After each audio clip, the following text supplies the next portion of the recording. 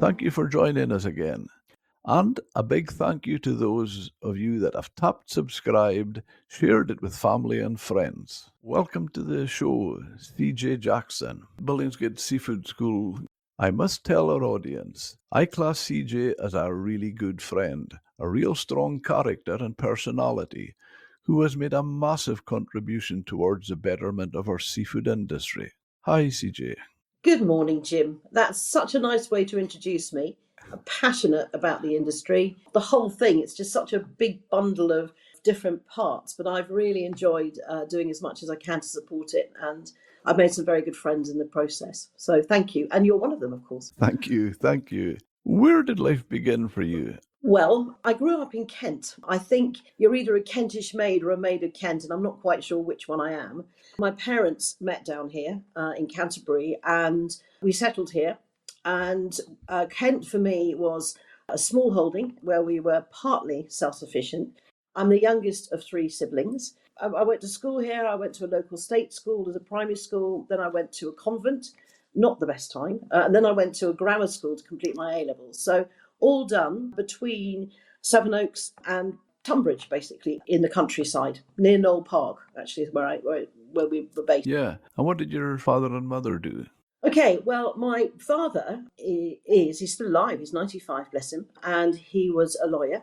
He had a very difficult childhood and very impoverished childhood, and he tragically lost his brother very early on and was sent off to boarding school. And he got a place at a boarding school down in Canterbury, in Kent, King's School, Canterbury. And from there, he then got into Cambridge, studied, I think he did natural sciences actually, but he then went into law. He's got a very, very methodical brain, and he's a good speaker. So he went and did law, and then when he met my mum, she's also from Canterbury, he then decided to study for the bar. So that was done on the train from Sevenoaks to London.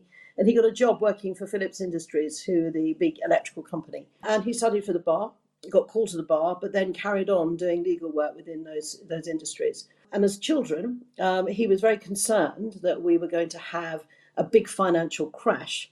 So he decided that as a family, we needed to understand how to live off the land. So we bought a house just outside Sevenoaks. We had about 8-9 acres. A lot of it was woodland.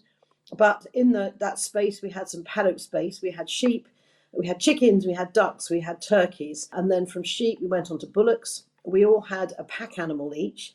My mum's pack animal was a llama. So we were a llama that she got from Chessington, which she used for clipping and spinning the wool. It was my job to milk the goats and to look after the cows. My sister was the general farm manager, she still does it to this day. My brother was out shooting for game and pigeons and rabbits, so we'd have a bit of that on the table as well. So it was a very wholesome upbringing, and it was quite challenging, but it made us understand and really appreciate being in the country and enjoying the countryside. And I was always been very keen on cooking, so I would be there foraging before it became the big foraging word. So I'd be out there looking for all the autumnal delights, all the sloes, and all the damsons and all the blackberries and all the crab apples, all those sort of things. And I used to make loads of preserves. So it was a slightly strange upbringing, and the three of us siblings are all very different in our approach to life, but we all do love the country. So that's where we started out. My mum, she was a nurse, very, very compassionate person, and she's no longer with us, but she focused on working with sick children. She trained at Great Ormond Street Hospital. But when she had the three of us, she stayed at home and basically had the very hard job of managing my very busy father and also managing us running a small holding. So amazing woman. And she was the one that took up knitting or spinning the wool that we came from our Jacob sheep, knitting it and weaving it. And then she went on to making lace and that sort of thing. Very, very practical and very capable and very creative. So a potted history of where we started. That's an amazing story, CJ. Well, I always think that we never didn't, well, because Dad had a good job, really. We never went without anything, but actually really appreciating where everything comes from. And I think one of the things for me now is I work with so many people that don't really understand the seasons that we have. And we such a seasonal country. But summer is summer, and you'd expect certain fruit and vegetables then. We grew our own veg as well, of course. So, it's really understanding those seasons and enjoying them. And I now do a lot of my own gardening. My husband and I recently bought a meadow, and I'm looking at going in my sort of quieter times as I come into my mid-60s. I'm looking forward to sort of going back a little bit to where life started for me. So that was that was our start out. What a great start you get in real wholesome food and where it comes from. And also what I can see is just the character. Their characters. I can see that in you, CJ. And my goodness, I bet when your mum was with you, both of them were really proud of you. That's a very kind thing to say, and I really appreciate that. My mum and I were very close, absolutely wonderful woman. And she's been passed now for about 17 years. My dear dad is now, as I said, 95, and I've got closer to him over the last few years. But of course, my shared interest with him is fishing. And that's the next part of the story of how I got going into the and getting an appreciation for fishing and particularly cooking it. So, would you like to hear about my fishing stories? I absolutely want to hear about your fishing stories.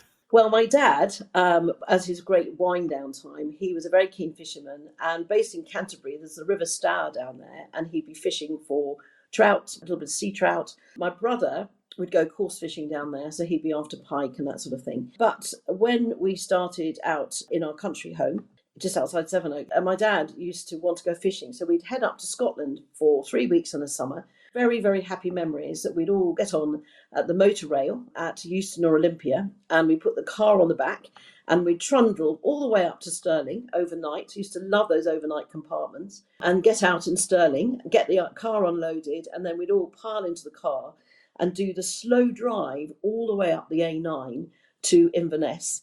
And then from Inverness, we would go towards Aberdeen, and we'd stop off in Forres, and we'd stay on the Darnaway estate. And my dad would take the fishing fishing license for 2 weeks to fish on the Findhorn. There was a particular beat that was part of the Darnaway estate, and that was our holiday, summer holiday. I'm not entirely sure it quite appealed to my mum because she loves heat. My dad says, "Oh no, I don't do hot weather."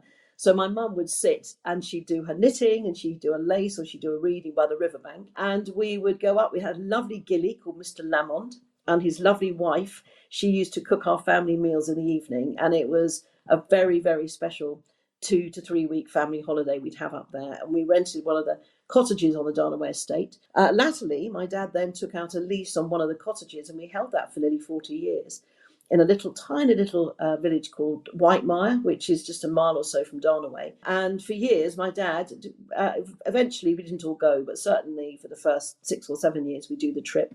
And then Dad would go up, stay in the cottage, and then take my brother or friends, and then we'd go fishing on the Findhorn. They'd only allowed 2 rods on each beat at any one time.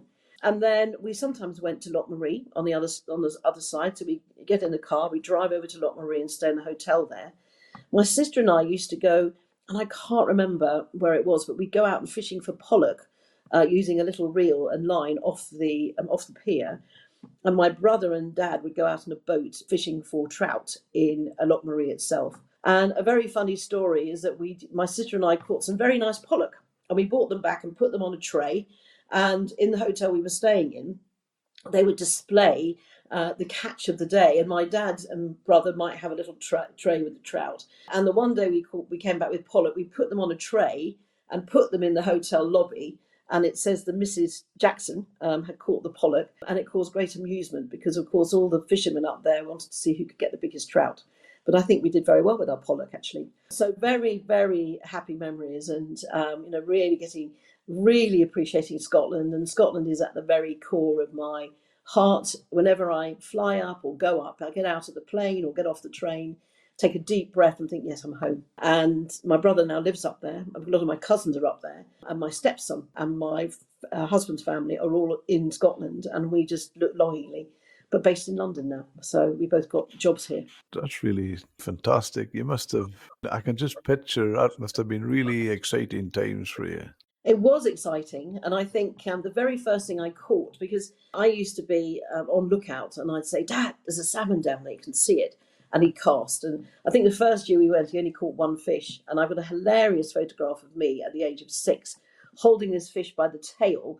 And it was the same length as me from top to bottom. And that came home. That was a very proud moment. But I was given an opportunity to go and do a little fishing as well. And I think first thing I ever caught was an eel, and was absolutely revolted by this emerald green thing that nearly pulled me into the river. My brother had to help me pull it ashore onto a bit of newspaper. And as the tradition in our family is, if you caught something, you'd have to have a photograph of you holding your fish.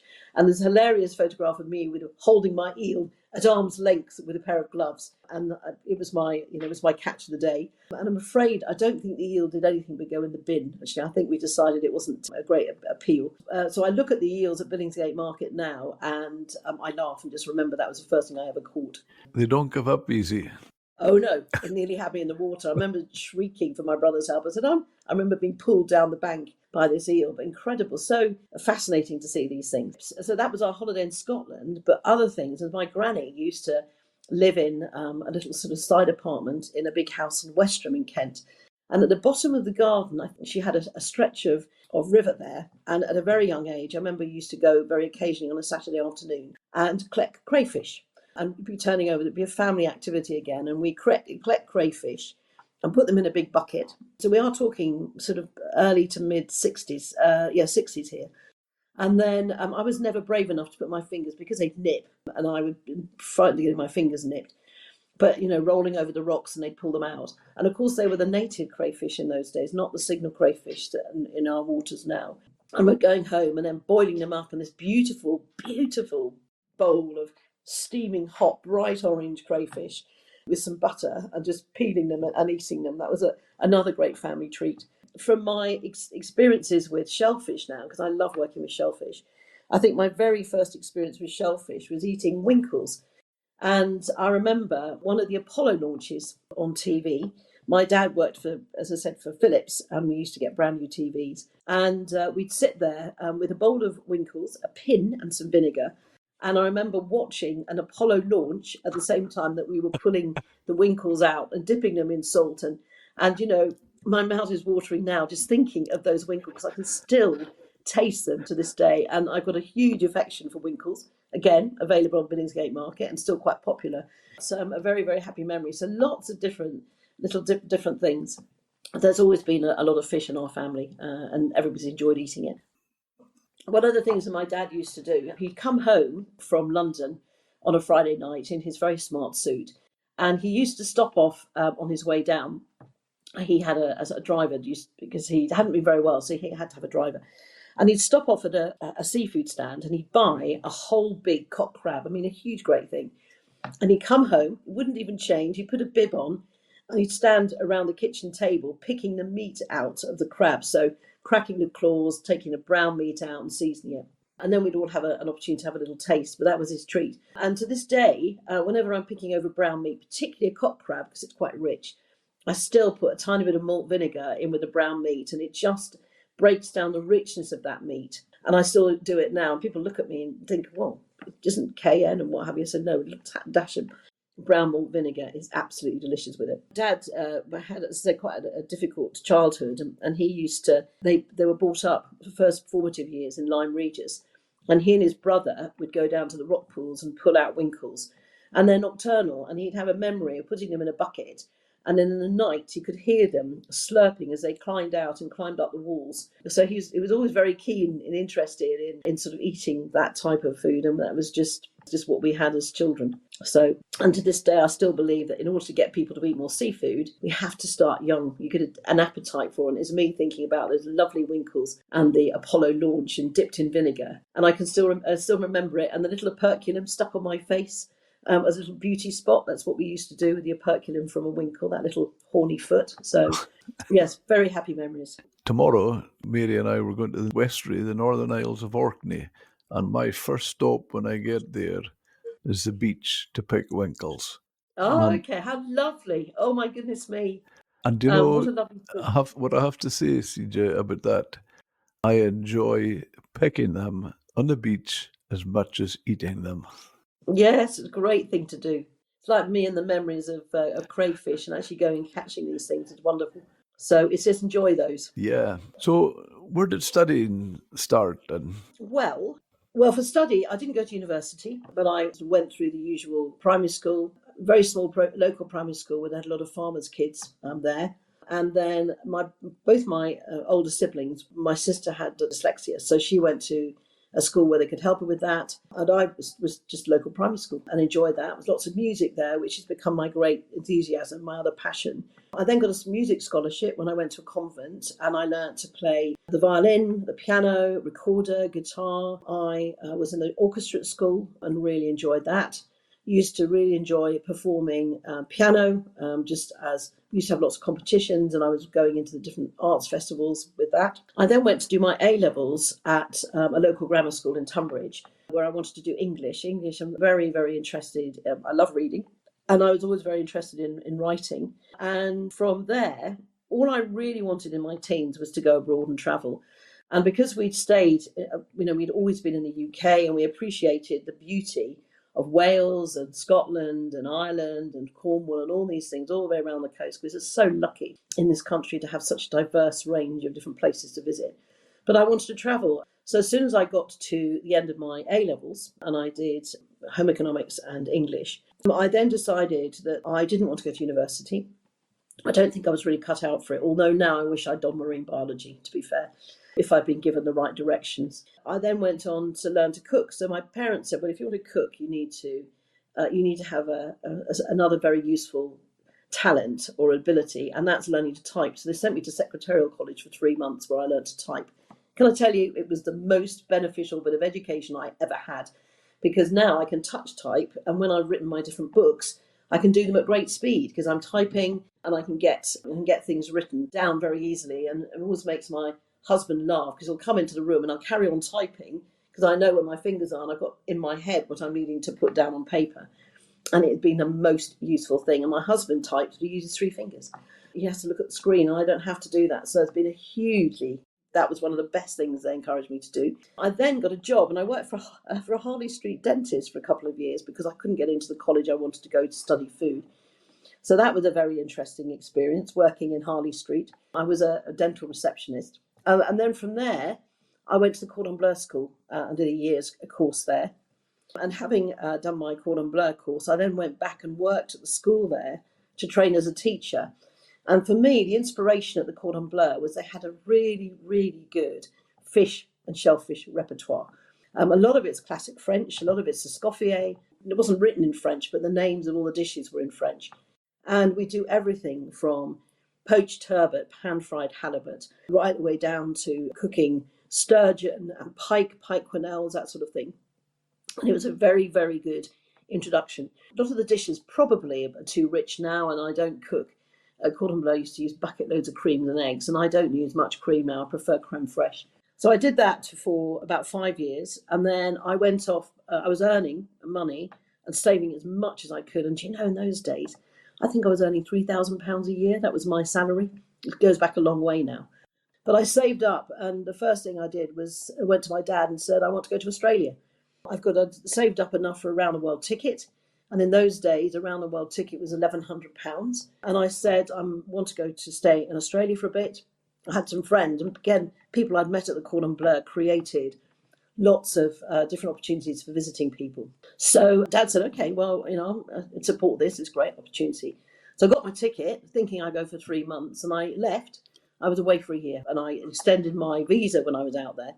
And being a very home girl, it was quite challenging. I thought it was going to be quite challenging, but I absolutely loved it.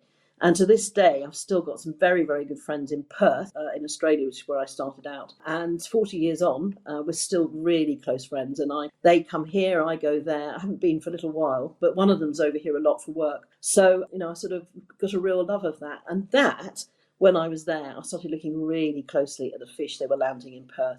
And I think the fish there, it's because it's always been in the back of my mind at the Cordon Bleu and at home.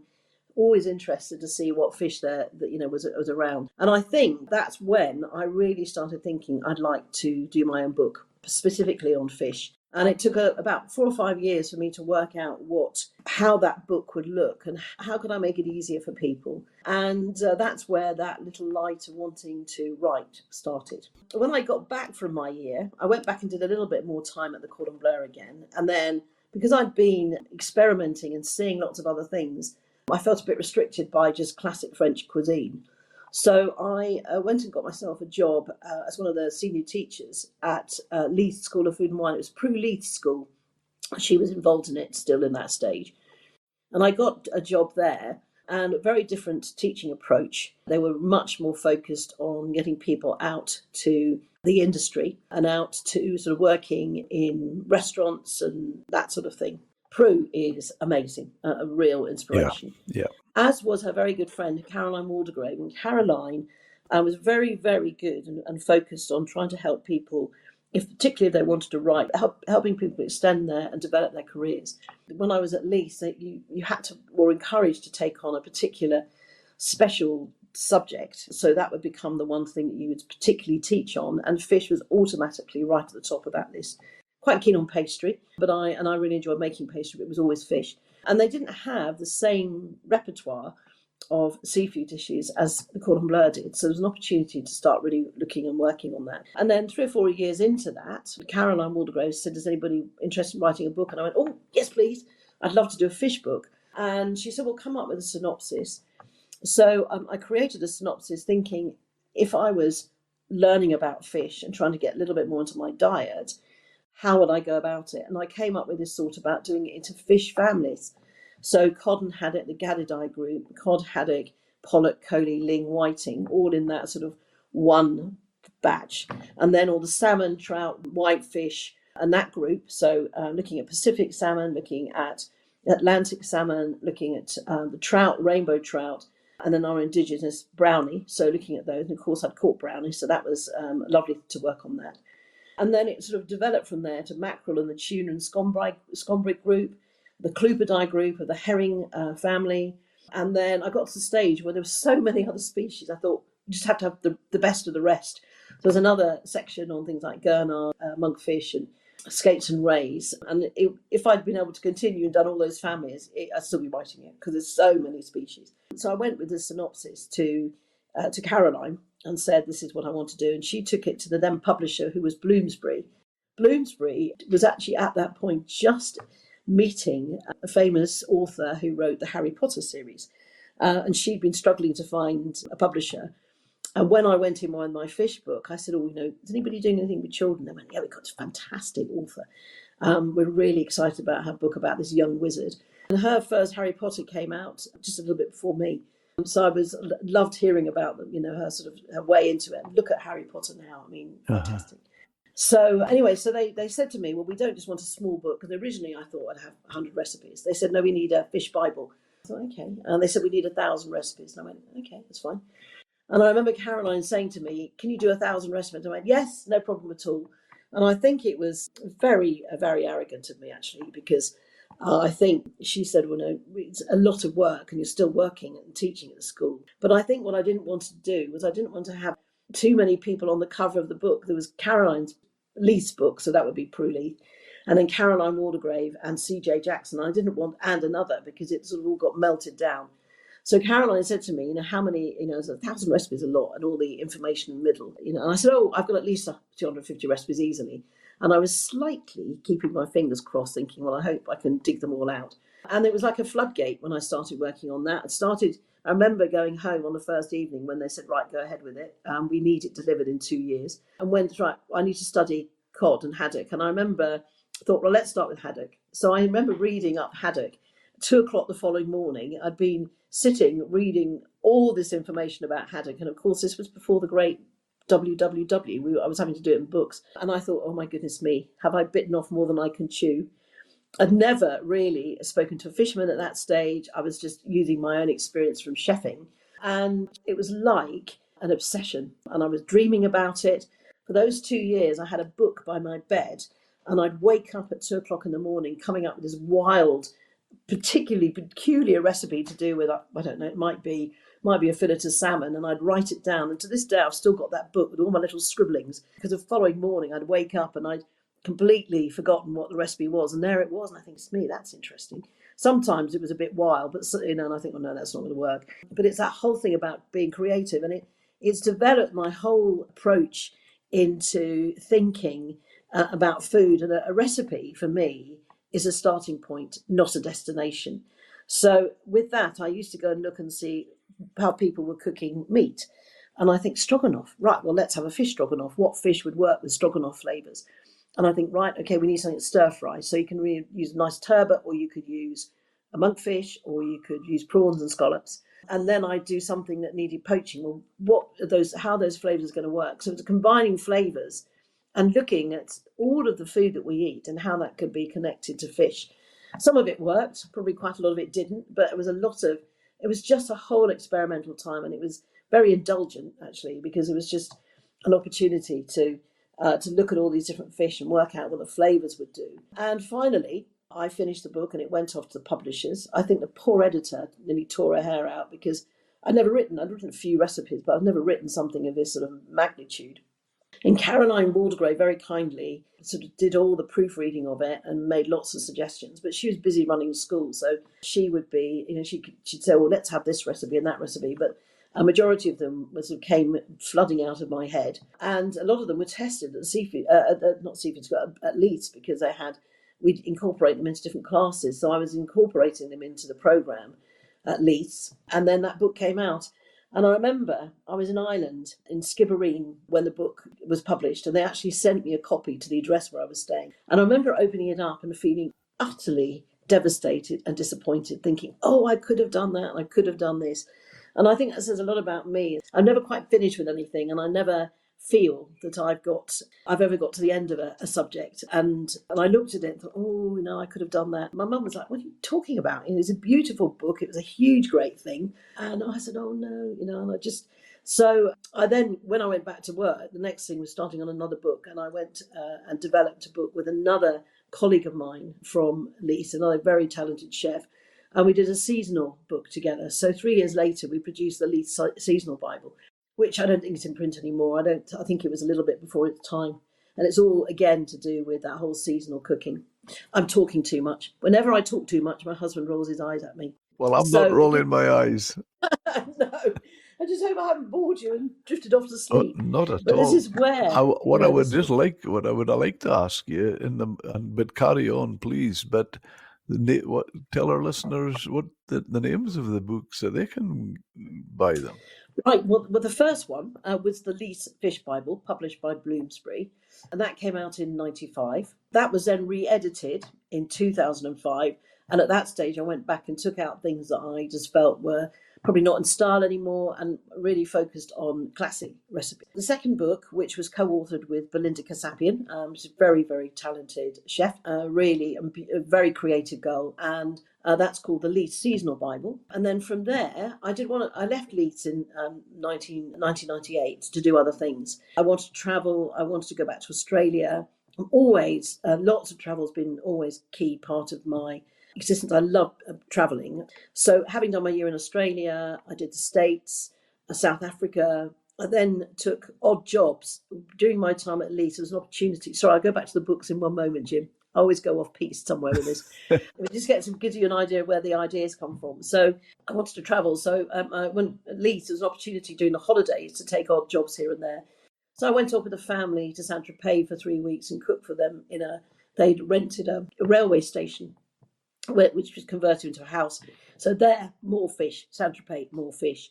I then went to the Far East, to Singapore, and did some work there for 3 weeks, publishing a book. Not my book, but sort of promoting a very English book. It was Crabtree and Evelyn, actually. They had a cookery book, so I promoted that.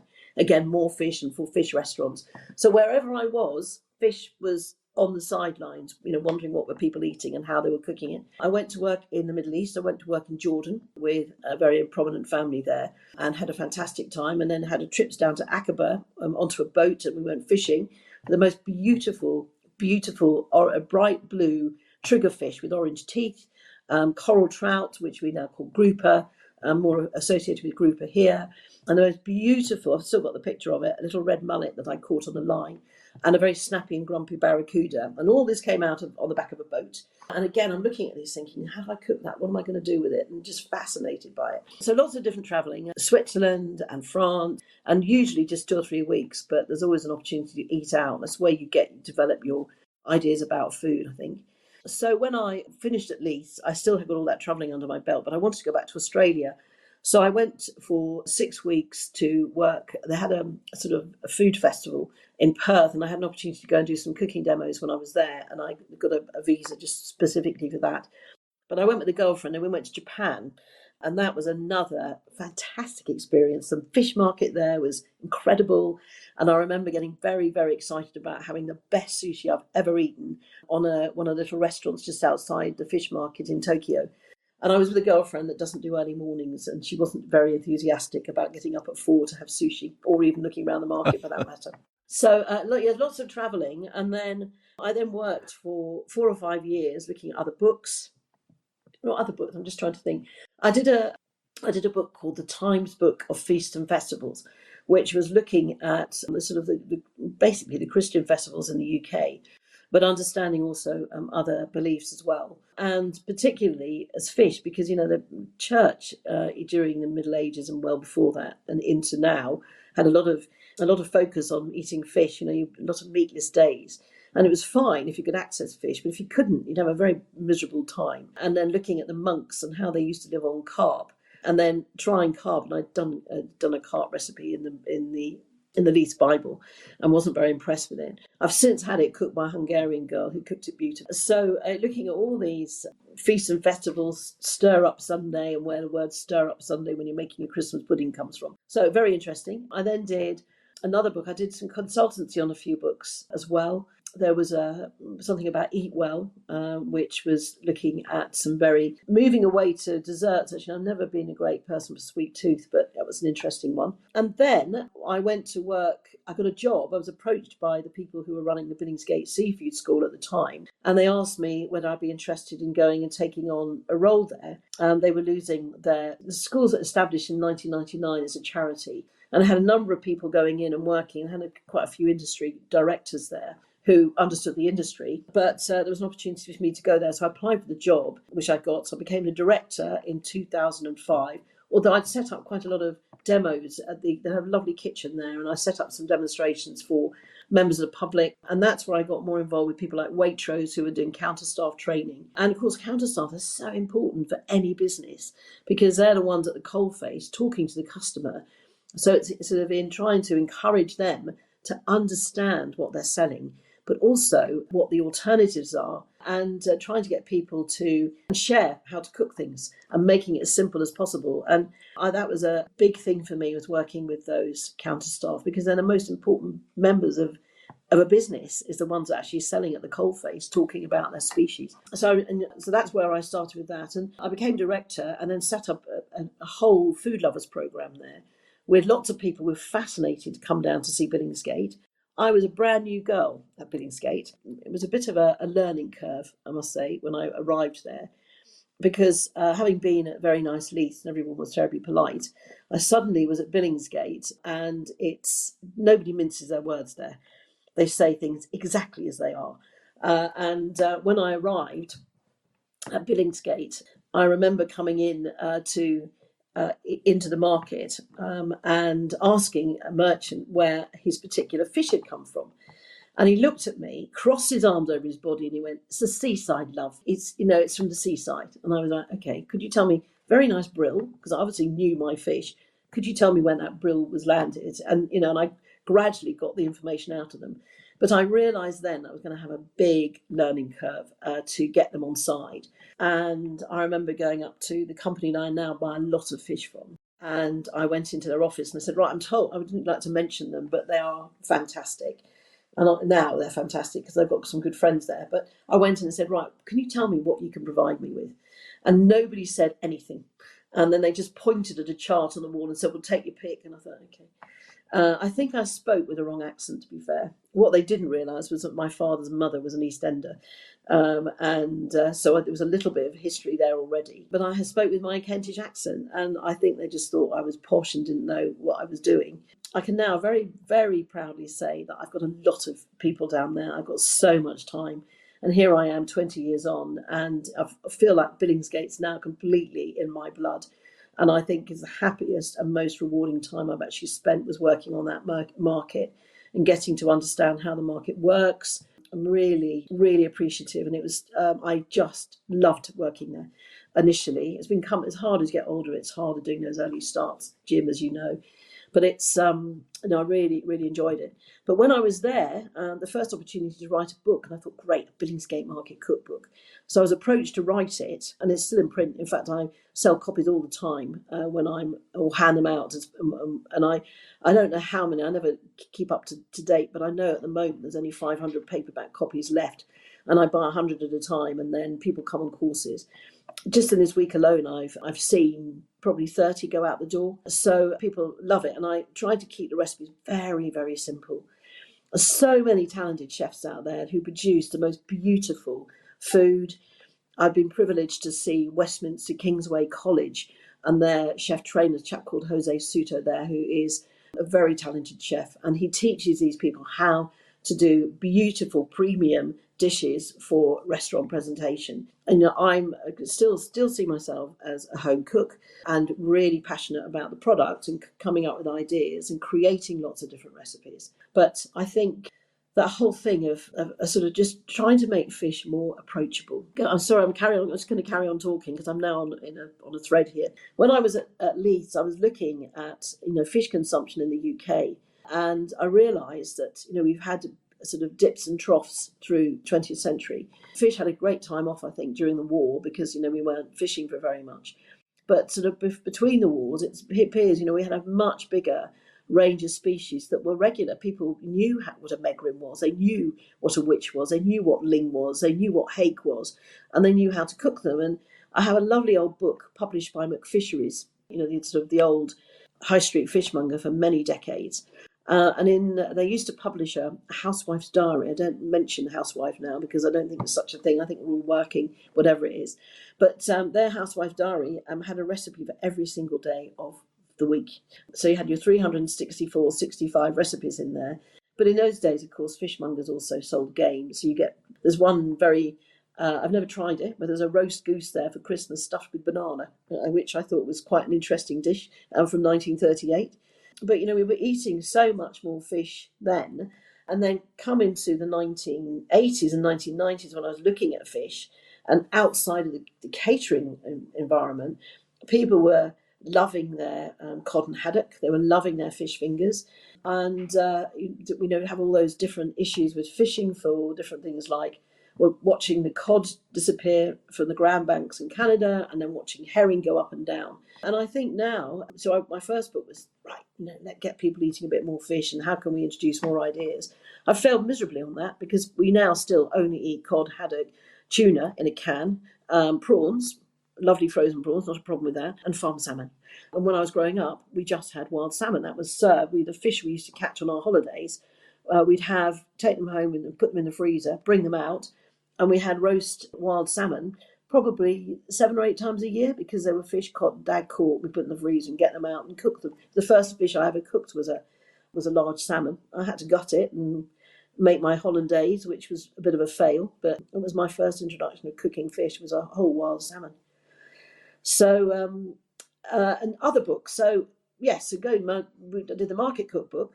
And then I've done a couple of books with Dawn and Kindersley, which I really enjoyed doing. Dawn and Kindersley were writing a book of ingredients, and they invited me to do the fish and shellfish section, which I really enjoyed because it was going back to looking at a lot of species I'd written before, 15 years earlier, and looking at responsible sourcing and sustainability issues surrounding those. And on the back of that, they then said, we're going to take all your information about fish and shellfish and smoked fish and preserved fish, and we're going to transfer that into a fish cookery book, and it's going to have 400 recipes. That book, the Dawn and Kindersley book, is the one I use a lot because it's very pictorial and they're very good at that. Fiden Press have done a take on the seafood, the Silver Planet cookbook. I think it's Silver Planet. Is a typical Italian recipe book, and they've taken an offshoot of that to do a fish book. But I'm actually in the process of, I haven't written anything or a book for about 10 years now, and I'm actually in the process of doing another one with a very, very talented photographer who I've worked with on and off over the years.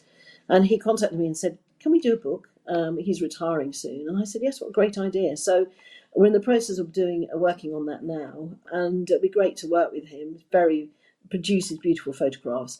And the editor of the company I'm looking at, they haven't signed any contracts yet, so I probably shouldn't say. But I'm hoping that will be out in the next couple of years. And I want to do a trip around the UK. I want to do a trip round. I've recently been up to Cumbria. I've been looking at thornback rays. I want to look at fish. I particularly want to look at fish that we love, but also fish that we've forgotten and have become a bit unloved. And looking at what you could do with Megrim. A lot of people haven't even heard of Megrim. There's that whole generation that's skipped all this now because we love cod and haddock. So I'm looking at doing that. I discovered the other day that Megrim was a great favourite of our late lovely Queen Elizabeth II. She used to love Megrim, apparently. So anyway, so lots of new things on the horizon. Well, there's lots of things there within what you've mentioned, and it takes me back. You mentioned grouper. We used to go to Florida every year when our boys were young, did the Disney stuff and all that. And we used to rent a condominium on one of the islands. And I used to love blackened Cajun spice, blackened grouper. Yeah, And delicious. when we opened the restaurant, Captain's Galley in Scrabster, we actually called it after a restaurant we used to go, Captain's Galley. We used to always go to the Captain's Galley in one of them in Florida. So when we were naming the restaurant, we thought definitely got to be. That's why it was called the Captain's Galley after our Right. favorite Okay. Excellent. And right, first menu, and I just loved the thought, but I thought there's no way in a port the size of Scrabster with the fish that we get, there's no way I'm taking grouper from halfway around the world. So I tried a few different local species and saith. Yep. Our lovely Coley. Lovely. Yes. Or Coley, yeah. Well, do you know, CJ, that was on our first menu and it was on our last menu 20 years later. And did you do blackened spices with it? Yep. Oh, fantastic. It was just such a popular one. And it's funny too, because you mentioned going around the country with your new book, when you're doing, if you reach as far as Scrabster, I would love to meet you there, and I'll tell you who was there before you doing the exact same thing quite a few years ago now, and I met and spoke to him, Rick Steen. Oh, Rick, yes, of course. So he did a little trip round. Yeah, and funny enough, one of the species you mentioned earlier, thornback ray, that's Rick's favourite of the skate family. Well, it's very interesting because we've been told to avoid eating too much skate, but there are some parts around the UK coast where fishermen would love landing so much of it. It'd be really good to get it back on the menu. Funnily enough, I was with a very old friend of mine who's a fishmonger, and he says that thornback he calls them thornies, and he said they're absolutely delicious. So I'm working on that at the moment. We're doing a little film to support the fishermen, particularly down the Cumbrian coast in Whitehaven and Maryport, because they're landing a lot of thornbacks in the autumn and winter now, and trying to get them some decent money for it, because we're so obsessed with cod and haddock, lovely cod and haddock, no problem with that, but just so many other things out there that we can make the most of. So it'd be lovely to see a few chefs putting that back on the menu again. Definitely. So, well, you'll definitely be a visit, and I'll tell you what I'm going to do, Jim. I'm going to come and visit you, and I'm going to ask you for your favourite recipe. And because going around and seeing all the ports and the fishermen and the fish markets, it's actually just as important to work with local chefs and saying, right, how would you cook this? What would you like to do with it? So I'm really hoping that we'll now add a little extra part of, this is Jim's recipe, or there's a very nice chap I met recently called John Fell. He's a restaurateur down in near Whitehaven, near Fleetwood actually, and he's got a lovely recipe. He poaches cake in goose fat. My goodness me, Wow. absolutely delicious. Yeah, really lovely. So getting some local people and how they like to cook things. We just need to be back looking at what we are landing in the UK. Well, I'll go one step further. If you're up here and you're looking for a recipe from me, I'll tell you better than that, CJ. We are invited to the house to eat it. Oh, lovely. And I'd absolutely I love can that. tell you what it is. Because to me, nice food, eating good food is not just a fuel stop. It's a social interaction. Absolutely. I'll tell you what, it'll be fresh, it'll be local, but we'll sit down at the table and in the middle there'll be a paella. Oh, lovely. Absolutely lovely. I used to teach in Spain, and I go over there with a friend of mine who has some apartments in Andalusia, and she get all the locals in, and we go down. We go to the markets in a place called La Linea and Algeciras is the other one, and we buy locally landed stuff. And her ladies that used to run her house used to cook paella, and it is absolutely the best thing. Yeah. So I'm still out there traveling and eating my way around the world. One of the other things that you've really taken my mind back to my fishing industry days, and you mentioned Macfish. I know exactly Yes. what a wonderful organization that was. I was the agents between Macfish and some of the boats from up here, and Oh, okay. we had a contract, and everything went straight into Macfish from this boats, and they were a fantastic company. Do you know that lasted 20 years? So it wasn't a case of, but I think it needs the right people on both sides. We would have a meeting quarterly, and we would discuss. The fishermen would discuss the trials and tribulations on the fishing side. They would tell you the problems as far as the shore side, but it took people who were loyal and could be trusted. And as I said, it lasted 20 years. It was fantastic. When did they stop operating? Because I remember as a child seeing them at fisheries in our local town, but I'm just wondering when they closed their doors because that was such a disaster. Macfish themselves, as an entity, I think that would have been early 90s. Well, I have a lovely, he's well into his 90s now, a chap called Charlie Casey, MBE, and he was one of the first fishmongers that I met at Billingsgate Market. He has wonderful stories about his time in the early 30s and being a boy in the East End during the Second World War. And then he went to work for McFisheries and he ran some of their shops and very, very knowledgeable. And then he had his own Casey Fisheries, which was out in Essex. And he's still, he for many years after he came out of the business, still went to Billingsgate on a regular basis because, you go there and you meet people, you get to understand the whole workings of it, and you understand who's related to who and who likes who and who doesn't like who and who buys from who. And it was a real privilege to see that. I remember one of the things I thought was really quite special about them, and it showed what they were and how serious they took it. I don't knock anybody when I say this, but very often now people are looking for college graduates, and to that they would be favoured as far as a job is concerned. But with Macfish, right from the start, joining Macfish at whatever level, right to the top man in their head office outside London, they at some stage would have had, when they were in the company, would have had the welly boots on and on the factory floor in Fraserburgh. Yeah. Yes, learning from the ground up, really. Yeah. And I think I've been looking recently at the issues a lot of these fishermen have about getting people to want to go out to sea. Lots of restrictions there, and working. I was up in Fleetwood recently, and the challenges they had trying to get staff in. It's very challenging to see things change and how things are going to manage. But yes, McFisheries. There's a very interesting recipe in a McFisheries book from 1938.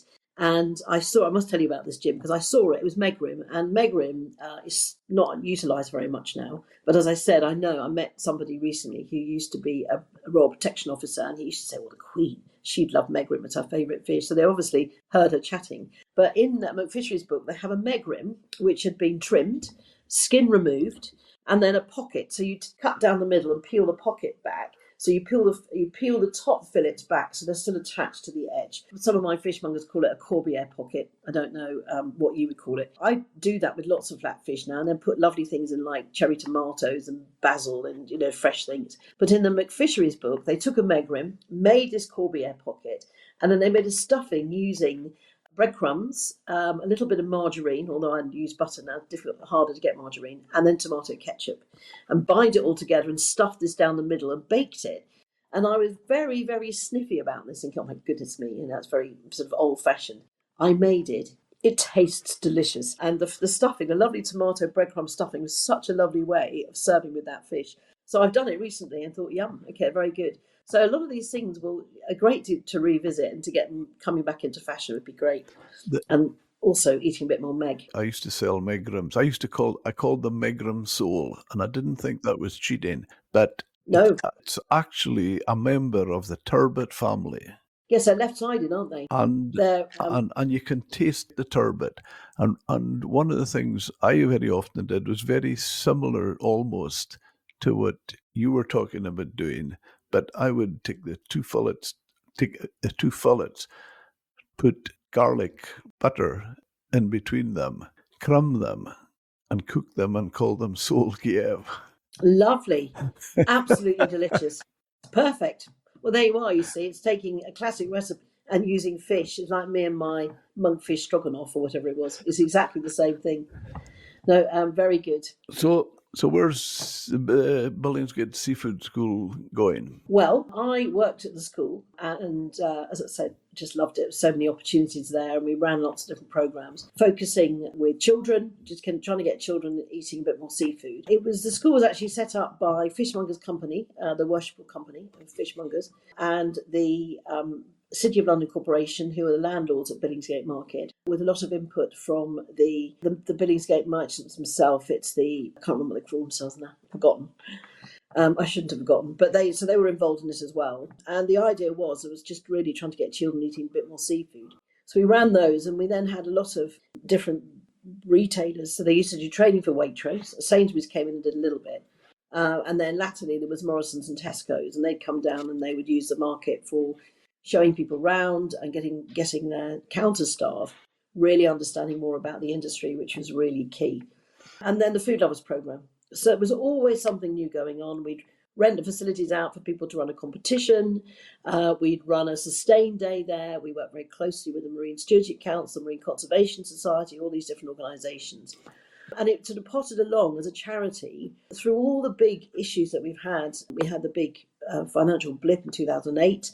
That didn't really hit the school until about 2011, and we did very well up until then. And then from there, it was a hard slog because lots of things going on. We then headed towards trying to get funding to run more schools programs. We could only do that if we got enough people coming in the door.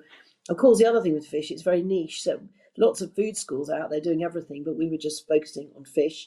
Although, because we were part of the Billingsgate is one of the three big city markets. We've got Smithfield that does meat and poultry and game and offal, and then you've got Spitalfields, which is fruit and veg. I tried to team up a little bit with Smithfield and run some meat courses at Billingsgate, which would appeal to some of the people that have been on our fish classes. And that was sort of successful, but not as successful because people very often know how to cook meat more effectively than they do cooking fish. So we tried to do some of that. And then, of course, we hit the referendum, Brexit, and that caused loads of issues. And during that time, from when I started in 2005, they said, we're going to move the market. And we're looking at moving it out towards the new Olympic site. And they were looking at sort of shifting it out there and getting a brand new market. Billingsgate was originally in the city. The old building is still there, and it's now a conference centre.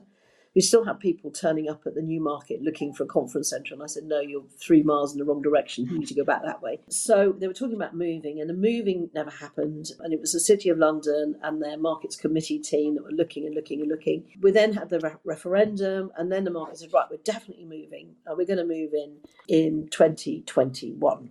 We then had the pandemic. We then had Ukraine, and there's been so many blips and hiccups, and we've seen house prices do that. We've seen the economy do that. It's just been a huge challenge. And in about 2019, the group of trustees who are running the school suggested that instead of me just being there as chief executive at that stage, we split my job into two, and then they brought in a new chief executive who would manage the budgets. I really enjoy doing the budgets, but budgets are a full-time job, and I was busy teaching and sort of trying to look at a wider picture. So they brought in this great guy who took over my role as chief executive, and I stayed on as principal. So I was developing classes and looking at what we could be teaching. And then sadly in 2021, so with all the disasters and sadness with Ukraine, and we managed to pedal through the pandemic, so we ran no courses at that point, and that was a difficult time. The trustees decided that it wasn't going to be viable anymore, and so they decided to close the school.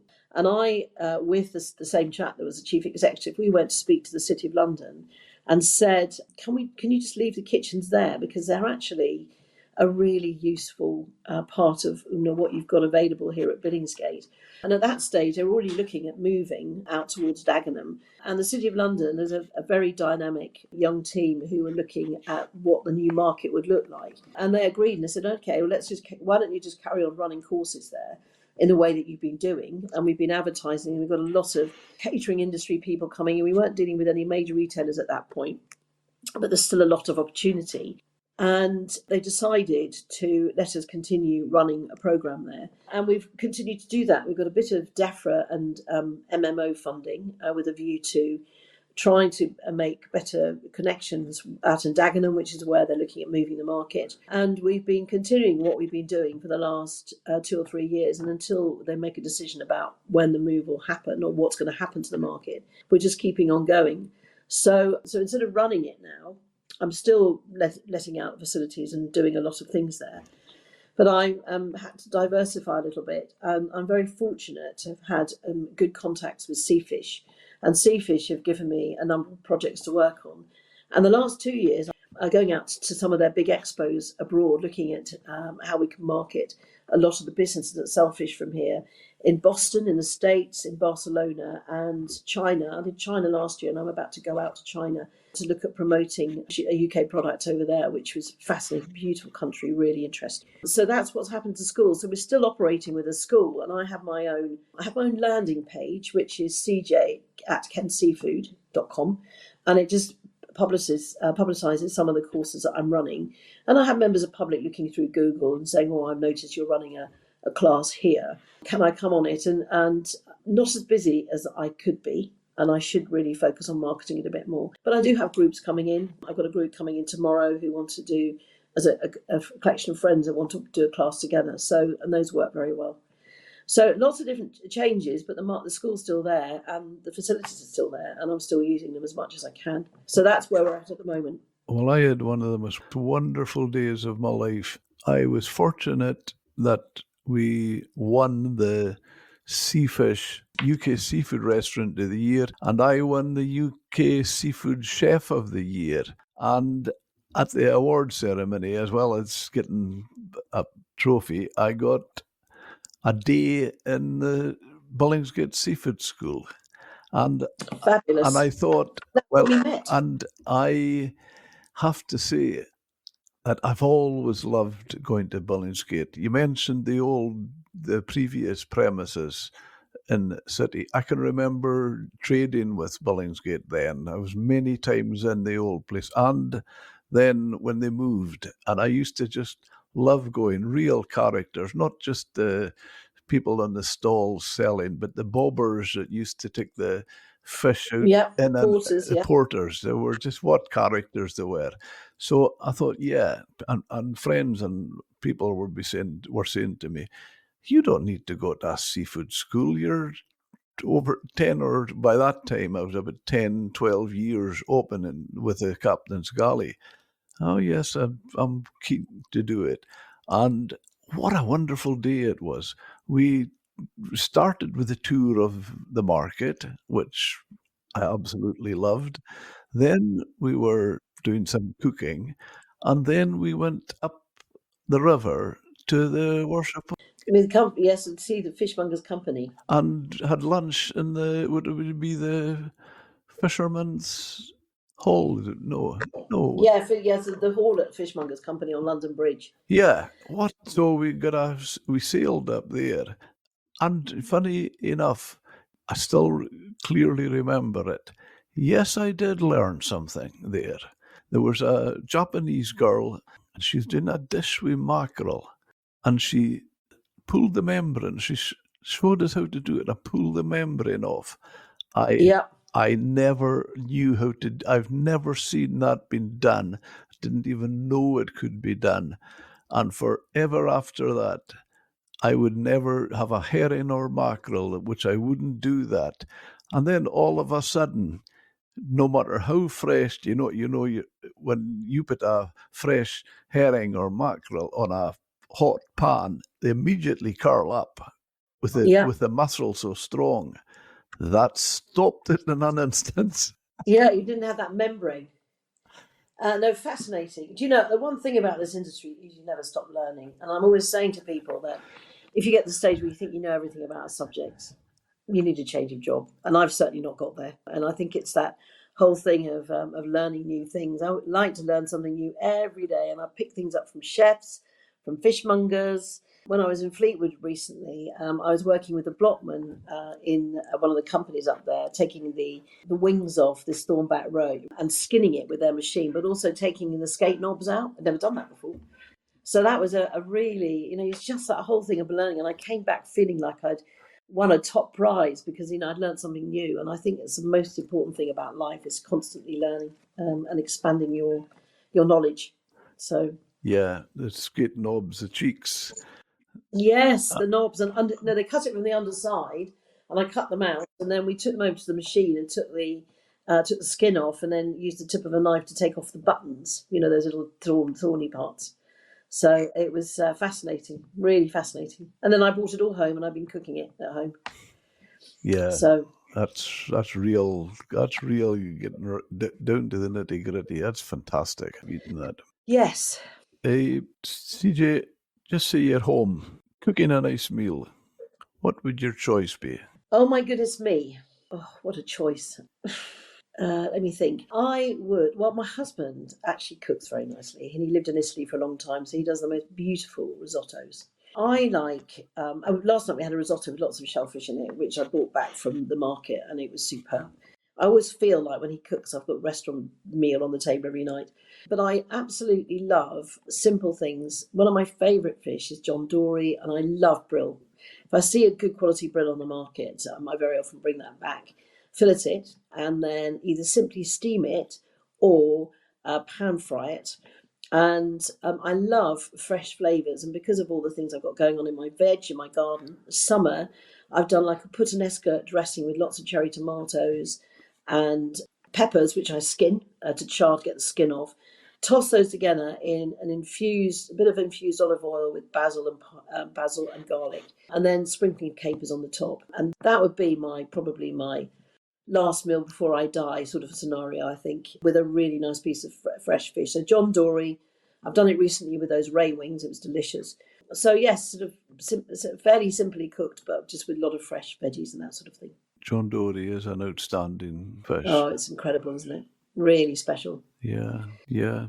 CJ, where can our listeners follow you online? Well, I have my landing page, which is www.kentseafood.com. And I did some work with Seafood Scotland a little while ago and worked during the pandemic. We did a few webinars, and I got to team up with Roy from Ondines. It's Roy Brett, who used to work for Rick Stein. Know him really well. Yeah, nice guy. Yeah. And so he compared this and talked about what he was going to cook. And I was down in Kent with some hake, and I did a hake dish. And on my webinar, I showed them how to do hake, and he was fascinated. He was peering at the screen as I snapped the hake off and then used my thumbs to remove the loins off those. And so that film is actually on my landing page at kentseafood.com. I've recently, and I'm slightly embarrassed about this actually, but I've recently got a company working with me to help me develop my online presence. And there's an Instagram page which was filmed by a very smart team, and they overheard somebody referring to me as the fish boss at Billingsgate. And they went, perfect, we're going to call you Fish Boss. And my husband laughed and said, that's very appropriate, darling. Fish and bossy. I think that's a very good combination. And I've now got a jacket with Fish Boss, sort of with a lovely. I had a very talented designer from the London School of Fashion, and they did me a little Fish Boss logo to go on the back of it. And I can be seen at Billingsgate Market with my black chef's jacket on with Fish Boss on the back. And so to follow that, and I've got a few things to add to it, and I've not been very good. I'm not a very good person at going, da-da, this is me. I like to just be getting on with it. I like to be communicating with people. But fish_boss 1962, this is a little bit about my age, is my tag for Instagram. And there's also connected to that. So fish_boss 1962 would be my Instagram tag, and that connects through to Facebook, but it also does my channel. I have a channel. And I've been doing a training course recently on education, and they were saying how important it is for us all to keep up to speed with, sort of technology and ICT. Because of course, when I was at school, there wasn't computers were something that you'd have to go to MI5 for because they didn't have them in schools. But I've got a 21-year-old son who's very techie and been helping me manage that a bit better. So I'm just trying to keep up with the times. And constant learning experience, isn't it, Jim? Life. So that's how you can find me. And I should be putting more things on there. And if you go to the Kent Seafood website, you can also contact me through that. And there's nothing I like more than taking people around Billingsgate Market. So if anybody wants to visit, I'll set up a day. I've got a group coming in tomorrow, and they just want to see the market. I talk a little bit about the history of the market, the logistics of the market, some of the old stories about the market, and I try to introduce people to some of the rascals on the market. There's lots of rascals and some lovely people. And as I said, it's a really wonderful place to be working. And I've been travelling a lot recently, but it feels like coming home when I get back into the market, and I have a little office there, and I'm in the kitchens, and lots of people coming in and using the facilities, which is fantastic. So you'll don't know everything about this, but one of the things that really impressed me with Billingsgate, as you said earlier, they were suffering a bit and things were not looking so good. So, which I thought was a fantastic idea, they opened it to the public, it was a Saturday morning. You can tell me if that's still the case. It was a Saturday morning, and they called it Cash Day. So, okay. Well, the market's actually been open to public for a very long time. I don't think the public realised it was open to the public. So Saturday has always been a big focus. I mean, you can walk in any day you want, but I think it's understanding how to buy, because it's a wholesale market. A lot of people don't appreciate that some of the merchants don't want to break up boxes of fish. They want to sell you, a 6 or a 10 or a 15 kilo box straight off a pallet. But cash is king on the market. Well, it used to be. Now, a lot of them now have cards, so you can operate a card and you can go and buy with a card. But cash used to be the big day on Saturday, but that's sort of developed slightly with the times. And Saturday is the busiest day. I don't know financially it's the most valuable day, but it's the end of the week. The merchants want to shift their product, get it out of their chillers, and then clean down so they can open up again fresh with new day arrival on Monday night going into Tuesday trading. But I always say to people, if you want to have a look around, probably Tuesdays are one of the best days. You get some beautiful product coming in. And as you know, comes from all around the coast, but also globally. The market is very global now. It used to be British coastal and Northeast Atlantic product and a bit of stuff in from the Med. But since we've had air freight, we get fish from all around the place, and up to 150, 160 species of global fish coming in. I focus exclusively, really, on British coastal products, so we can get people eating a little bit more of that. But the actual market itself, with all the different range of species, if you look at London now, and the huge range of ethnicity, you can come down there and find fish that you might be more familiar with in your culture. I went to Saudi recently and worked over there with a load of blockmen that worked for a big major retailer. And I went over there, and the fish that I would look at Billingsgate was all on the slabs there. And of course, it's locally landed, so I was picking up and buying it and working with it. But yeah, it's it's very pictorial. It's a huge trip for the senses going down to that market, as you know. Yeah. My father in his day, when I was younger, he used to refer to it as Yorkshire haddock, Liverpool area cod and plaice, London anything. Yes, absolutely. You can get anything in London. That's it. That's perfect. We even have people selling a bataga, which comes in. It's that grey mullet which has been dried, and then they dip it in a little wax jacket using beeswax at £90 a kilo. They also now sell fresh live king crabs at about £89 a kilo, and then you can buy the clusters of the claws with the legs for another £85 a kilo. So, and you'll also buy caviar down there, so you can get everything, and you can also get lovely plaice and lemon sole and witch and megrim if they land them. Lots of saithe and pollock and some top quality species, and of course lots of smoked fish too, and all the shellfish. So lots of things. Yeah. Something I also meant to mention earlier, I think you were talking about sustainability with one of your books and other references to it. I felt we had 5 pillars for the captain's galley when we had it, of sustainability, things like traceability, integrity, nutrition. But I always felt myself, seasonality is a key to sustainability. Absolutely right, Jim. And I think And if we eat everything in season, we're healthier and the fish stocks are healthier. absolutely, and it's like eating your veg in the right time when it's come straight out of the ground.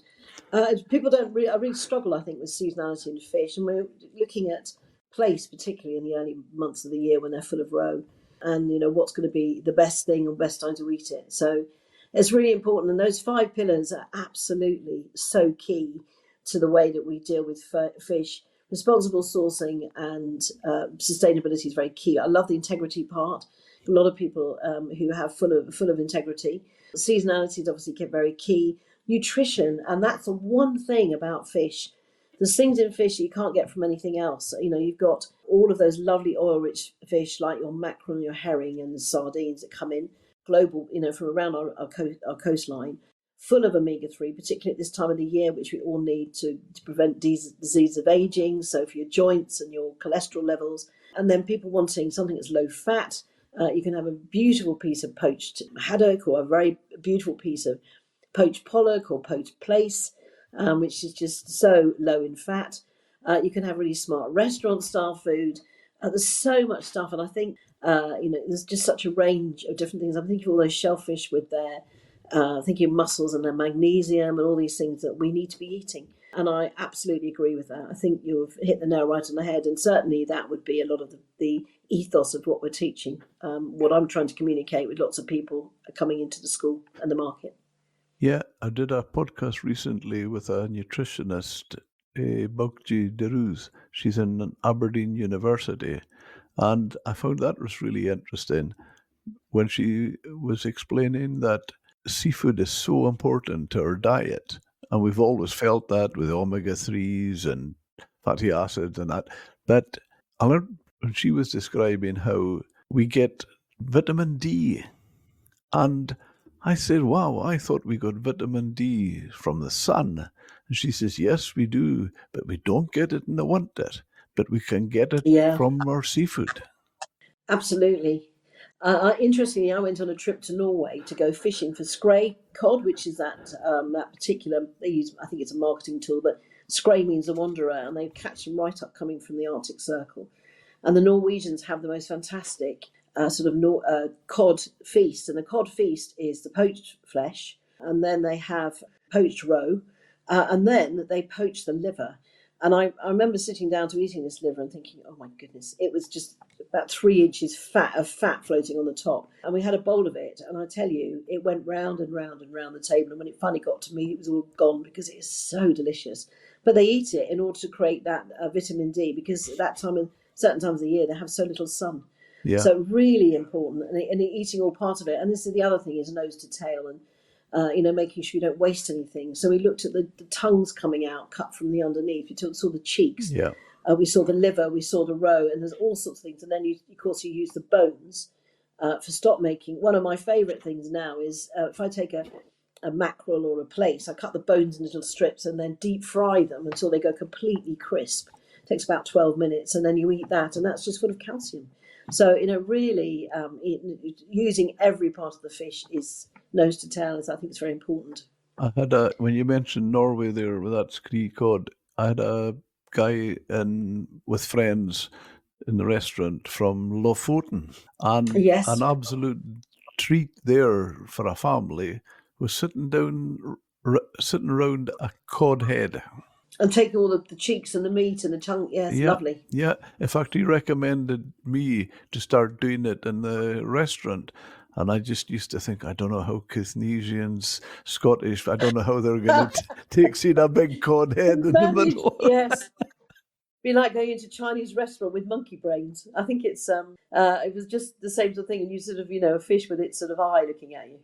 But very good. This is where we've had a problem. We're an island nation, and we're a bit squeamish. You go to all these different countries, and they will absolutely enjoy the whole thing.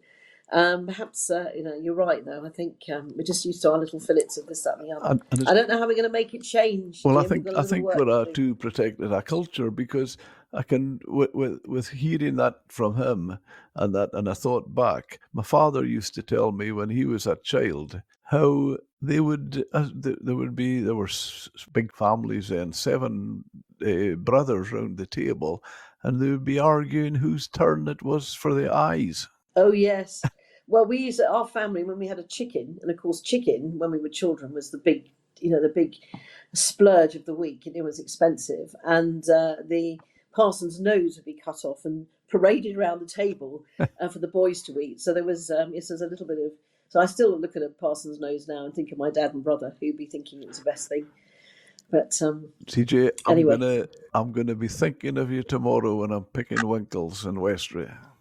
Yes, absolutely. Well, I might introduce my guest tomorrow to winkles, and please do, and boil them. Enjoy them with malt vinegar or non-brew condiment. I don't know which one you prefer. I boil them, and I take the water I've taken them out of. I use seawater, and I take seaweed home with me, and I put that in as well.